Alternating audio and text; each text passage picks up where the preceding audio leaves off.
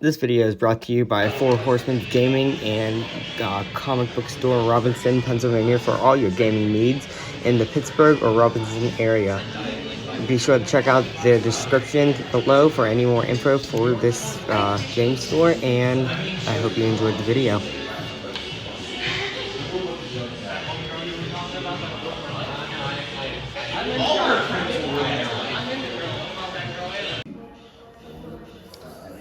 Welcome back. This is the Overrun Galaxy here. We are back in the Four Horsemen game store that I showed in my last video. I will also post a link to their Discord and to their online store channel in the description like last time.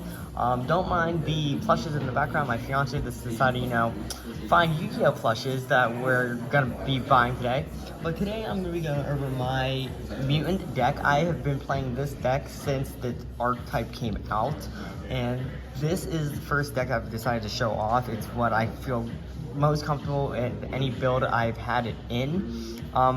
So I'm not going to spend a lot of time just talking to you. I'm just going to go straight into the deck profile here, to where most of the regular mutants, the level 3 ones, are going to be the same effect. So we do play 3 of the MO5s and then 3 of the ST46. They can special summon themselves when the mutant evolution lands on the field. Then you can discard Tribute this and another card from your hand. Depending on what the other card is, you can special summon either Mutant Beast, Arsenal, or Mist from your hand. Same thing with the new mutant that was just released not long ago, the Myutant Mutant, which I do play 3 of that also. The only one I do not play in the main deck is the GB46, because I side deck one of those. Sorry for the noise that's in the background.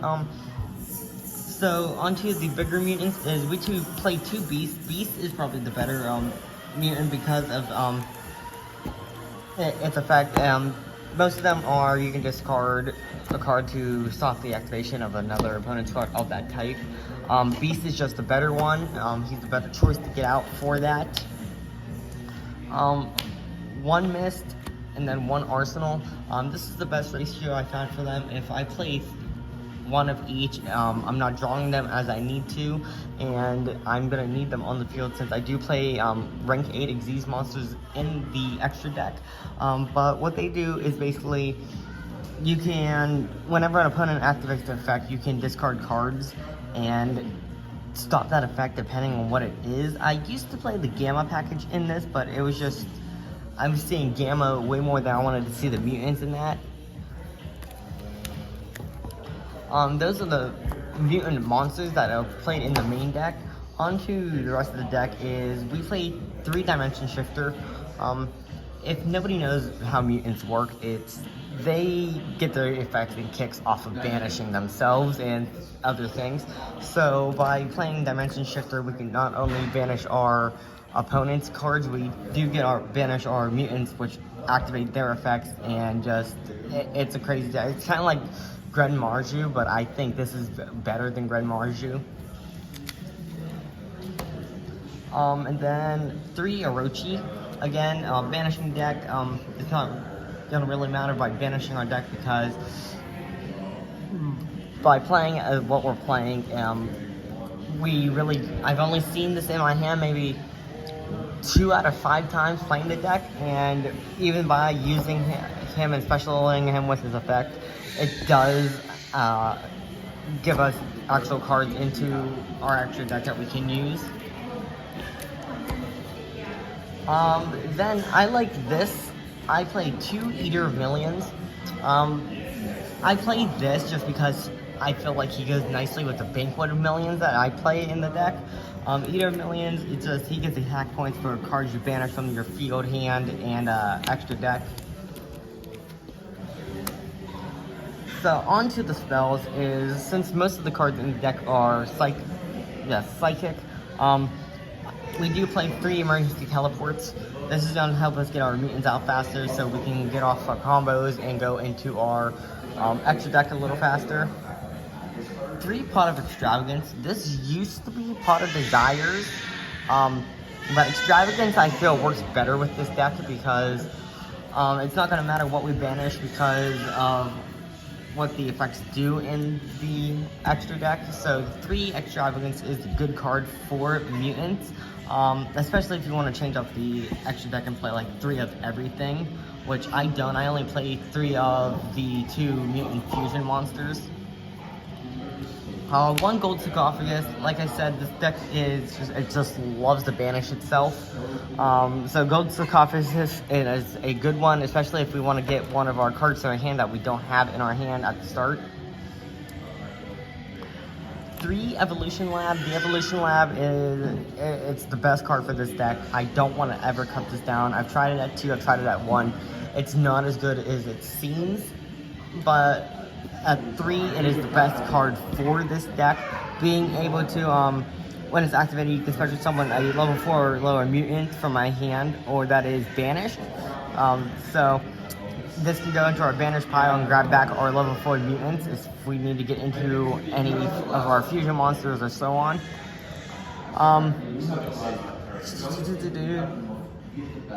And then mutant monsters I control get 100 attack for each of my banished mutant cards with different names. And once per turn, I can place a mutant monster from my hand on the bottom of the deck, and if I do, I can draw a card. So it's just a good way to get back our banished mutants. It gives our mutants attack points, and then it is draw power. And then 2 Mutant Fusion. I've seen a lot of people play this at 3. I played this at a 2 because I do play Verde Anaconda, and also our probably best fusion card for the deck is going to be our Mutant Cry. Going back to Eve of Millions, we do play the Banquet of Millions.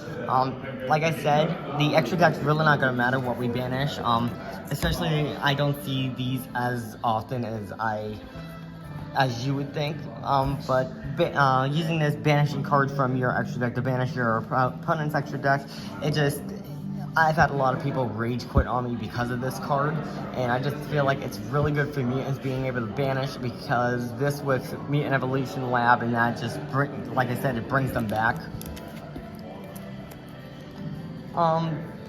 The best trap card in the deck is definitely going to be the Mutant Cry, which we play 3 of. This is a card that's going to let us fusion summon on our opponent's turn. This is why I only play 2 of the Mutant Fusion, because this one is going to be the better fusion card for the deck.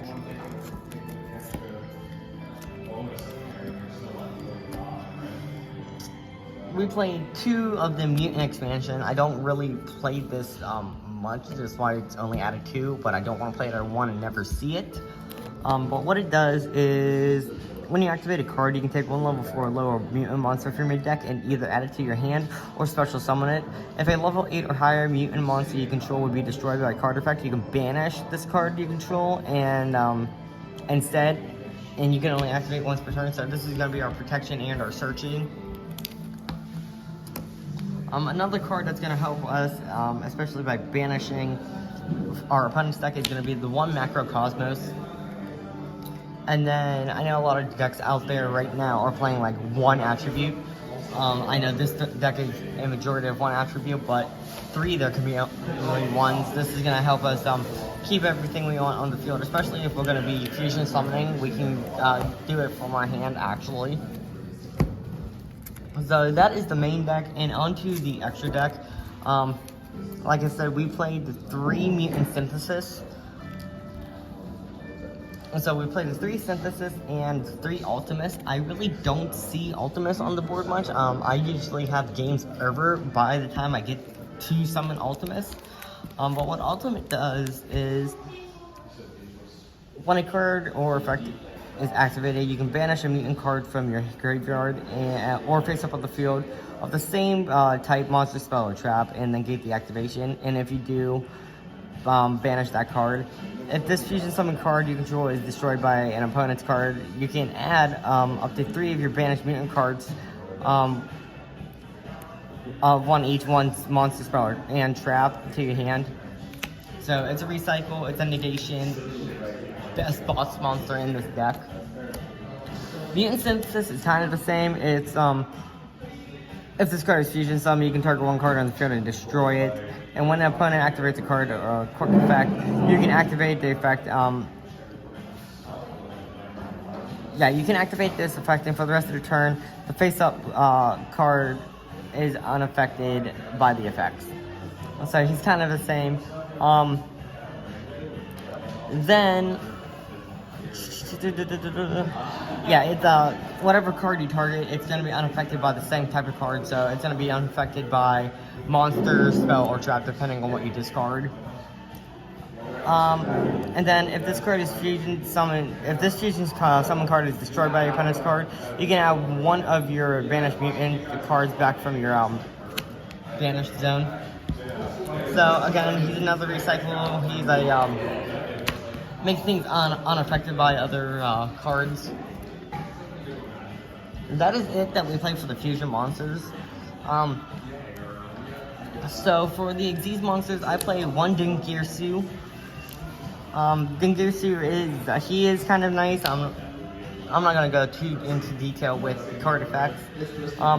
We play a number 38. I used to play number 90 in this, but I have better uses for him. And I just, with this new build, he didn't fit too good into the extra deck. And then we play one number 97 and one number 100 just for our OTK. Like I said, these are gonna be. This is the best ratio I've come up with for the mutant extra deck. So this is what we play for the Xyz monsters. And then on to the rest of the extra deck is we play Link monsters, which I do play one Link Male Archfiend. I feel like this is an underrated card. It's really good in this deck. Being able, anything that does with banishing is going to be good. Just like our top Logic Zoroboros. Then we play Predatory Inverted Anaconda to grab our Mutant Fusion when needed. One Cross Sheep because its effect with the Fusion cards is, if I can find it, as a Fusion, you can special summon one level 4 or lower monster from your graveyard. So if we do end up having a mutant or anything in the graveyard, we can use Cross Sheep to bring it back out. And then Area, the water Charmer Link monster, because most of the deck is water-based monsters. That is it for the extra deck. Now onto the side deck, which I always do my side decks. Is I play two DD Crow. Again, this is banishing from our opponent's graveyard. This deck is literally just banish your opponent's deck. I've had so many people rage quit because of this deck. It's just outrageous. Like I said, I've been playing this deck since the archetype came out, and I believe it was Phantom's Rage. Two Radiant. There's not really an answer on why I play Radiant. He's one of the ones I've had, and it's going to be nice to get a monster removal, especially if I know I can get rid of these. The one Mutant GB, I only played the one in, it's in the side deck because its effect isn't that great to be in the main deck. So it is a side option, being able, during your opponent's main phase, if a Mutant Evolution Lab is in your field zone, you can special summon this card from your hand. And if this card is special summoned during your opponent's turn, you can tribute this card, then banish one of your one card from your hand or face up on the field and special summon one of your level 8 mutant monsters that is banished or in your graveyard. So I only play it out of one because it's really not needed. Especially if I know my opponent's going to have something like Harpy's Feather Dusters that's going to get rid of my mutant lab.